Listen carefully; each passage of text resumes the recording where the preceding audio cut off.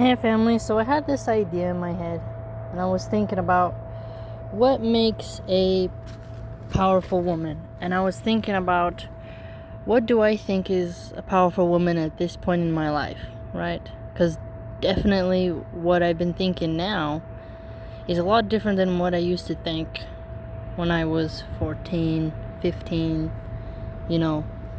18, stuff like that. So what I do know is for sure that any woman who has built an empire or a living off of just looks alone, I don't think is truly powerful. Because you can't build an imperial foundation on such a flimsy base, right? Beauty fades, and no matter what you do, no matter how many Botox injections, no matter how many plastic surgeries you get, no matter how many breast augmentations or enhancements you do, no matter how many butt implants or lip injections you do, time is gonna come and the male gaze will fade from you and go on to someone else. So I feel like what a powerful woman is to me is somebody who can be firm, who can understand that she's good looking, and even if she's not, but takes care of herself, but isn't hyper focused, right? She isn't obsessed to the point where you think, well, this person, they probably look in the mirror more than they read a book or than they educate themselves, period. I also think that a woman who's powerful knows how to age with grace and doesn't see aging as something like evil or decrepit or debilitating. I think a powerful woman knows when to pass on the torch of youth to the incoming generations and doesn't see the young women as her competition. What I mean by that is to be like a powerful woman is, in my mind, is more of the Queen of Thorns of House Tyrell. I mean, totally nerdy reference that not everybody's gonna get, but the way she is savvy. She's witty, she's smart, and she is her own boss. She's very sovereign in and of herself. And I think a lot of younger women today, we don't really have those examples, and we need to have those examples. I think we really do. And we're being tricked, I feel like. We're being really tricked, at least in American culture. I haven't studied enough. I have a tad bit, but not enough to be able to be well versed on it for other cultures. But if you look at our commercials, there's commercials of different plastic surgeries and eye creams and all the stuff to make you look youthful, right? And sciences are starting to focus a lot on, beauty, aesthetics, right? I would wonder what would happen if we stopped inventing a bunch of eye creams for wrinkles and if we started looking at, studying what food preservatives do to your liver more. I know we do, but I mean, if we started focusing on health instead of beauty, I think we'd be a lot happier. If we started focusing on mental health, there's like a secret that we do. It's like we don't want to talk about mental health. And I think a powerful woman would be very open about her struggles and would inform other women of would inform other women of the risks of mental health and when in your life it comes around. Like, for example, when I had my daughter, I had to really think about postpartum depression. After you give birth, your body is so tore up that you can get depressed. And I wasn't educated on that, and I had to learn that from a stranger. I had to go to a class, right? Because I didn't have a powerful mother figure in my life to teach me, this is how you heal after a baby, this is what's going to happen to you, this is normal. And so many women, they're so obsessed with trying to keep their man happy. They're like, when can I, for how many months can I have sex? Or how soon after I give birth can I have sex, because I don't want to keep my man waiting.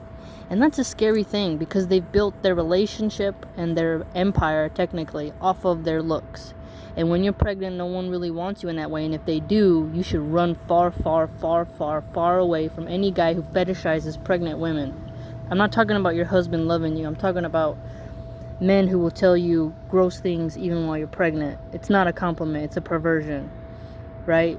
There needs to be respect towards the pregnant woman, and the pregnant woman must respect herself as well.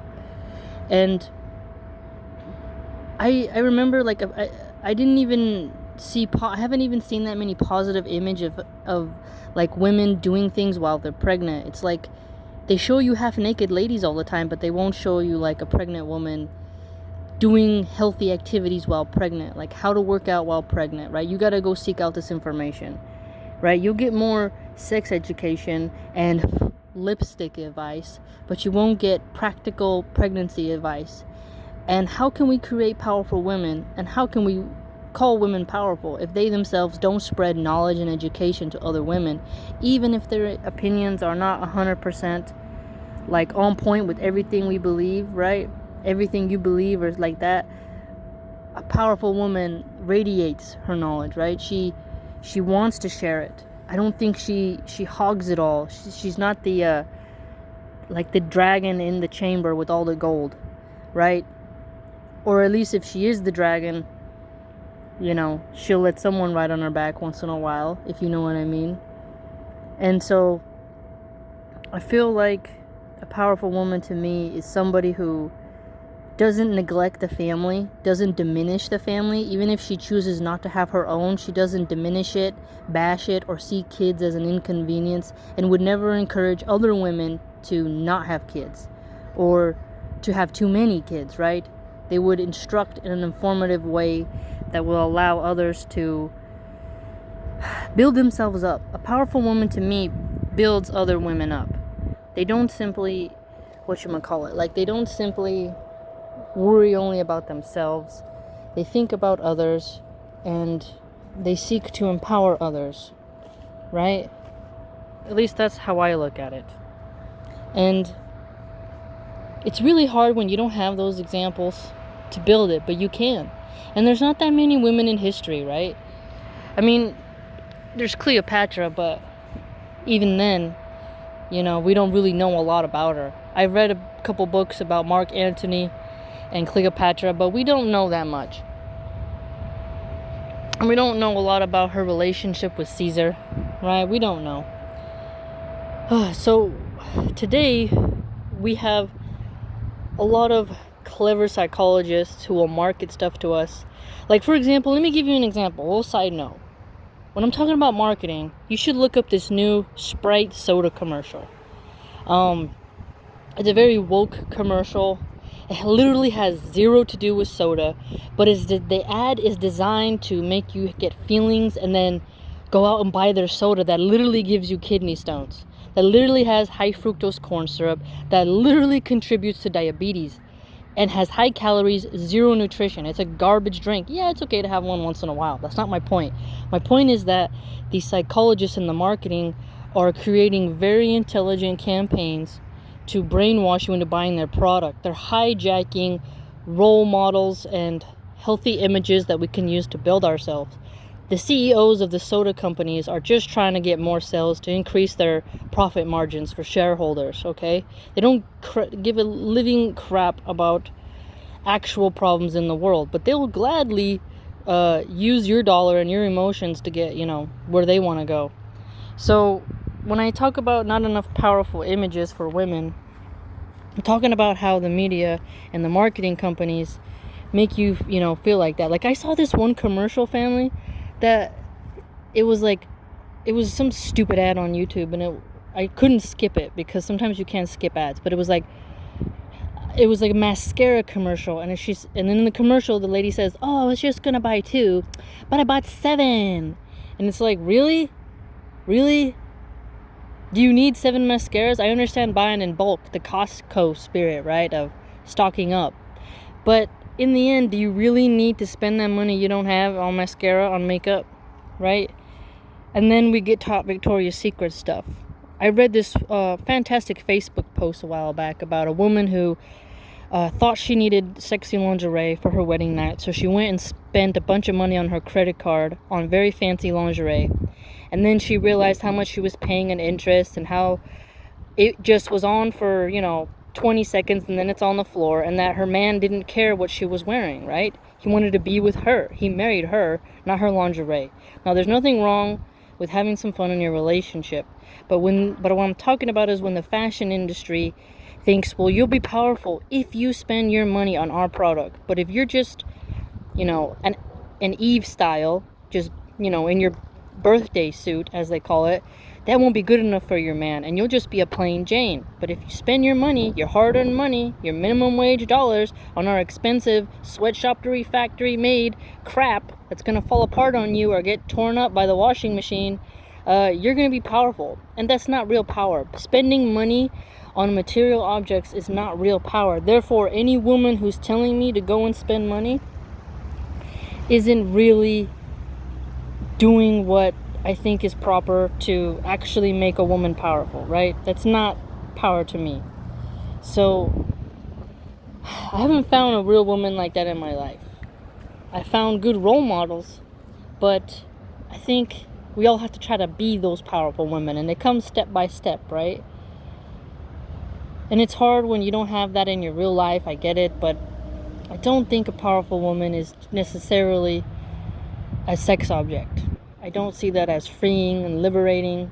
Okay, that doesn't mean I'm telling everyone to go to a nunnery and be an angry Catholic nun who's gonna whip you every time you don't get your spellings right because she's sexually frustrated.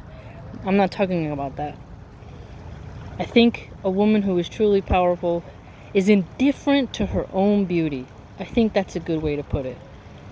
Right? Someone who isn't obsessed and doesn't teach young girls to be obsessed.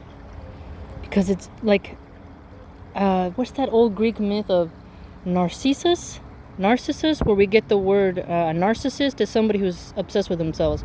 But Narcissus, I believe that's the one pronunciation of his name, was a beautiful, handsome man, and he saw his reflection in the lake, and then he thought he was so beautiful that all he did was lay by the lake and look at his own reflection. And when all the women would pass by and tried to talk to him, he wouldn't go for any of the women because he was so obsessed with his own image, right? I think that's what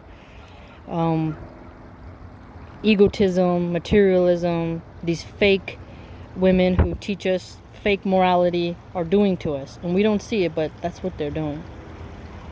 So today I would definitely say that a powerful woman has to be somebody who's above that, who's above the fray. And I would love to know what you think a powerful woman is, right? I think a powerful woman also has to know self-defense. She has to be brave. She has to be willing to risk her life to protect children, okay? Children are an essential part of being a powerful woman. I don't think you're a truly powerful woman if you glorify abortion, if you glorify wearing shirts that say, I got an abortion. If an abortion happens, it should be rare, quick, and very rare, and should not happen more than twice. I have met a woman who has had over 6 abortions, and there's just a dark spirit when you get around somebody who's killed 6 babies. Now, here's the caveat to that. My mom, when she was, I think, 16 or 17, was living in a car, and she got pregnant, and my grandma wouldn't let her move back home, right? And my mom had decided to get an abortion. And then later, when my mom was older, in her 20s, she got pregnant with me. And so I literally grew up inside of the womb. I grew inside of a womb where another baby has died, right? And who knows if that affects the way that another fetus develops, right? Who knows the spirituality of that, of when a baby grows inside of a graveyard, right? Grows inside of a womb where bloodshed has happened, where a baby has been killed. But my mom was living in a car, and she said she was haunted by it, that she vowed to herself that would never happen again. So at least my mom learned from it. And now my mom had her, she's sterilized. So she voluntarily went and got sterilized to make sure that she never has another unwanted pregnancy. So that is a way that if you want to ensure you're never going to have a pregnancy you can't deal with, you can get sterilized. Or your tube tied, I believe they call. There's another thing, tubes tied. So, as I was saying, I don't think a powerful woman is somebody who is mean and harsh to children, because the nurturing spirit doesn't necessarily mean you're weak. I know some women think that nurturing spirit means a weak. They think you're just helping kids color and you're super polite and soft like a cotton ball, like a lamb, and that's what being a mother is. Some moms, you need those kinds, but you also need the very tough, disciplined kinds, right? Because tough moms can provide structure. That doesn't mean they're overly harsh. It just means they provide structure. And when someone doesn't have structure, a lot of damage can happen. So to me, again, to reiterate, a powerful woman would also be someone who can be independent. Meaning, if something happens to her man, like he breaks his leg, right? She can help pick up the slack. And most women do anyways. But I don't think a gold digger is powerful.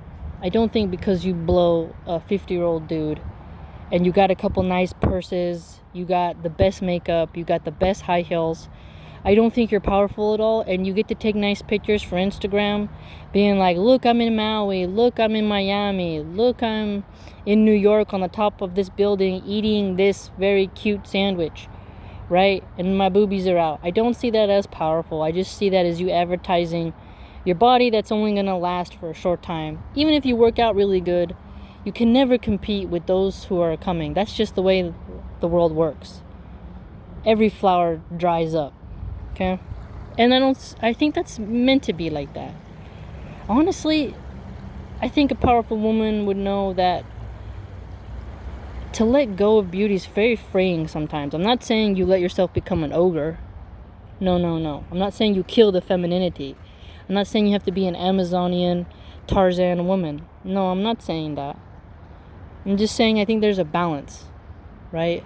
Strength, honor, duty, you know? And I don't think a powerful woman would ever sleep with another woman's man. We got to stop that in our culture. We really do. We got to stop trying to steal each other's men. And a lot of women will pretend that they're not trying to do that, but I know. I've seen it. I've seen ladies hug their friends' men, that slow, tight, 3-second hug, and they press their breasts up against the guy's chest, and they smile really cute, and they're poppy and bubbly, and they like to pretend they're not flirting, but they are. And you need to ask yourself, you shouldn't, we should bring back a kind of body rule, but we don't want to do that in my culture, I know, because now in our culture we have wife swapping websites. We had a Democratic woman from California, and from my state here, and her name was Katie Hill, and she was on a wife swapping website. I mean, she's supposed to be making the lives of Californians better. She's getting paid taxpayer dollars. She's in a position of authority and power. And what'd she do with it? She went and just had a bunch of sex and used a bunch of drugs, and just went and let her body be used by a different men, and she cucked her own man, right? It's very sick. She inverted, and then she gave this speech about, other ladies, they can look up to me, young girls can look up to me, and they'll know that blackmail porn is wrong. Number one, she let the people take the pictures, and revenge porn is wrong. But no young girl should look up to that. Like, you were given this blessed opportunity to help make people's lives better. You promised you were going to do it, you didn't do it, and instead you used it to waste taxpayer dollars, right? And how is she wasting taxpayer dollars? Because she's not concentrating every minute of the day on her duty. And we let our politicians be too comfortable. We got people working as dishwashers who work harder and blood and sweat and tears harder than this privileged, pampered politicians who sit in an air-conditioned office all day trying to tell us how we're not working hard enough, and that they need to increase our taxes, or we need to not have cheeseburgers because of climate change, right? So come on. That's why I don't like Katie Hill. And Katie Hill is not a powerful woman. She's not a role model. So we have a lot of mixed images of what does it mean to be a powerful woman, because I think inherently every woman wants to be a chief in their own right. They want to be something more. They have a calling to really manifest their being, to manifest the self, right? But we won't get there if we keep worshiping the wrong ladies. You're not going to get there through sex. I mean, people looking at J-Lo, recently, and they're like, oh, J-Lo, look at her, she's 50, she's got it going on, oh, she's very powerful. And it's like, really? This singer who neglects her kids, travels all over the world, has had hundreds and thousands of dollars of plastic surgery, has the best hairstylist, the best makeup, the best Photoshop editors, the best PR people, the best marketing strategists. You want to look up to that? Good on her for making it out of the hood and for maybe putting Puerto Rican singing on the map. Okay, but let's separate the illusion from reality, is what I'm saying. I don't know, family. And a lot of men will say that other men don't really care about intelligence, it doesn't matter, that women shouldn't waste their time becoming intelligent because it makes them less attractive to men. But really, that just means that those men are not the good kind of men those women should be looking for, right? A smart man and a smart woman, that's like a powerhouse right there. You can build off of that. If both people are intelligent, they're dedicated, they're hardworking, they're both practicing towards become better, they can create way more than the couple that is letting the neighbors bang their spouse. You know what I mean? These open relationships that we're talking about is different. Now, if there's a man who has multiple wives, it's different if all the wives are dedicated to the man and they all share the same vision, they're all on the same page, the wives actually are get along and they care about each other and they love the children no matter which woman they came from. That's a rare and beautiful thing, okay? But that's not the same as a guy who has a little, black book, as they say, and he can call any booty call. He could call 6 in one day if he wanted to, and all those girls will turn up. A pimp is not a pharaoh. And we've lied to ourselves that a pimp is a pharaoh, and he's not. He's not. A pimp is not a king. A pimp is a peddler of flesh, and he's actually a demon, and he does nothing good in the world, and he is nothing good. So we have to teach our men to not really be like that, So that's how I look at it. What do you think, family? What do you think a powerful woman is? And I think it's gonna change, right? It's gonna change. Like I read this story called The City of the Three Ladies, I believe it was called, and that was a really cool story. It was a short story, but it was really cool about a woman who liked reading, and these three goddesses came down and instructed her on the ancient Greek warrior woman, and they gave her different stories and taught her that, knowledge and virtue and wisdom are powerful things that women should have, right? Those are cool stories, and there's not that many. There's more Disney princess stories where girls rebel against their fathers and they dedicate their lives fully to the man, even if the man isn't really deserving. So that's not power. Feminine power is different than male power. And they can have things in common, but they are distinct, different, and unique, and I don't think there's anything wrong with that. What do you think? I'd love to know what you think, because I really want to start thinking about this a lot, because once you have kids, and once you really start getting around other mothers, you wonder, like, what are we here for? What am I supposed to do? What is a good example that I'm supposed to follow? Right? But definitely a powerful woman must be a mother warrior. She must be, someone who will defend their kid and not let any man come first before their kids. No drug come first before their kids. No shopping credit card debt before their kids. No job before their kids. The kids come first. That is the duty of which we are charged. That's how I view it. I don't think it can be any other way. Because the soul, growing up motherless, is a horrible burden. It's a horrible burden. No nanny can ever replace your mother. There's a connection there, a cosmic connection. You came out of that womb, and a nanny can't replace that. The TV cannot replace that. J-Lo cannot replace that. Cardi B cannot replace that. So I'm really starting to wonder. It's needed now. We need to. My culture in America is just going so far down the hole. There's a National Botox Day, family. We got people promoting to people to inject chemicals into their face so that they can look younger for 2 more years. And we haven't even really fully researched the extent of how those chemicals they're injecting into their face will pollute them. Because they're so uncomfortable with being ugly. They're so uncomfortable with not having the male gaze. It's sad. And we women, we gotta stop tearing each other down. You know, we gotta really build ourselves up and become better. Okay, family.